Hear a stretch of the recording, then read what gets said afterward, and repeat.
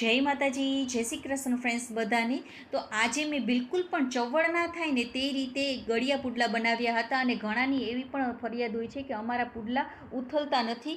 તો તે પણ એકદમ સરળ રીતથી તમારા ઉથલી જાય ને તે રીતે બનાવ્યા હતા. તો તેની માટે મેં અહીંયા 2 કપ જેટલો ઘઉંનો લોટ લઈ લીધો છે. તેની સામે મેં અહીંયા 1 કપ જેટલો ગોળ લઈ લીધો છે. આપણે 2 કપની સામે આપણે 1 કપ જેટલો ગોળ લેવાનો. તો મેં અહીંયા દેશી ગોળ લીધો છે જેથી કરીને પાણીમાં ફટાફટ ઓગળી જાય. હવે મેં અહીંયા 1.5 કપ જેટલું નવસેકું પાણી લીધું છે.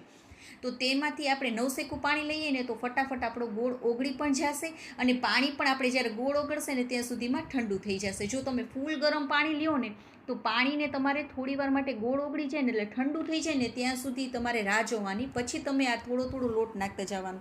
જો તમે ગરમ પાણીમાં લોટ નાખી દેશો ને તો તમારા પુડલા ચવડ થઈ જશે. માટે રૂમ ટેમ્પરેચર ઉપર પાણી આવી જાય ને ઠંડુ થઈ જાય ને પાણી ત્યાં સુધી રાહ જોઈ અને પછી થોડો લોટ નાખતા જશો ને ગઠ્ઠા ના રહે ને તે રીતે આપણે આનું બેટર બનાવી લેવાનું છે. તો આપણું બેટર તૈયાર થઈ ગયું છે. તો હવે તેને આપણે 1 કલાક માટે રેસ્ટમાં રાખી દઈશું. જો 1 કલાક તમે તેને આ બેટરને રાખશો ને તો તમારા પુડલા એકદમ સરસ બનશે અને થોડી વાર રહેશે ને એટલે પુડલા તમારા ઉથલશે પણ ખરી. તમે જો તરત બનાવશો ને તો તમારા પુડલા ઉથલશે નહીં. માટે આ વાતનું ખાસ ધ્યાન રાખજો કે 1 કલાક માટે બેટરને રેસ્ટ માટે મૂકી દેવાનું. હવે મેં અહીંયા 4 એલચીના દાણા લીધા છે, 1 ચમચી વરિયાળી અને અડધી ચમચી જેટલો મરીનો ભૂકો લઈ લીધો હતો. તેને આપણે અધકચરો વાટી લેશું. તો 1 કલાક થઈ ગઈ છે ને આપણું બેટર એકદમ સરસ એવું સેટ થઈ ગયું છે. થોડું મને જાડું લાગતું હતું ને તો મેં અડધા કપ જેટલું પાણી નાખી દીધું છે અને બેટરને મેં થોડું એવું પતલું કરી નાખ્યું છે. તો આપણે બેટરને આવું પતલું કરી નાખવાનું છે. તો હવે જે આપણે ખાંડીને જે વસ્તુ રાખેલી છે ને તે નાખી દઈશું. સાથે 1 ચમચી જેટલું તેલ નાખી દઈશું જેથી કરીને આપણા પુડલા બિલકુલ પણ ચવડ નહીં થાય. બધાને આપણે મિક્સ કરી લઈશું. તો આપણું બેટર પુડલા માટે તૈયાર છે. આ જો તમારે અત્યારના પરસોત્તમ મહિનો પણ શરૂ છે તો તમારે અત્યારના માલપુઆ બનાવવો હોય ને તો આ બેટરથી જ તમે માલપુઆ બનાવી શકો છો. પણ બહુ વધારે પડતા બધાને ઘી કે તેલ ના ખાવા હોય ને તો તમે આવી રીતે નાના ગળિયા પુડલા બનાવીને પણ માલપુઆ બનાવી શકો છો અને દાનમાં આપી શકો છો.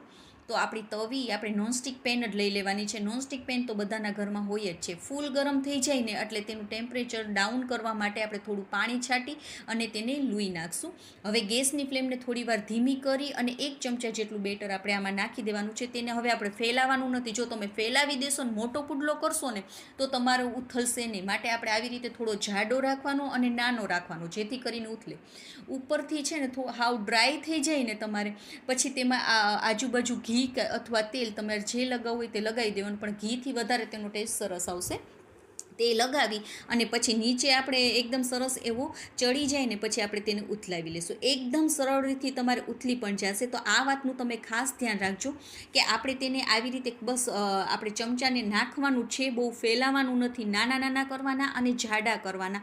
તો તમારા આ પુડલા એકદમ ટેસ્ટી બનશે અને ઠંડા થઈ જશે ને તો પણ એકદમ સરસ એવા ટેસ્ટી લાગે છે. તો તમે પણ આવી રીતે જરૂરથી ટ્રાય કરજો. માલપુઆ ના બનાવો ને તો આવી રીતે નાના પુડલા બનાવીને પણ તમે દાનમાં આપી શકો છો.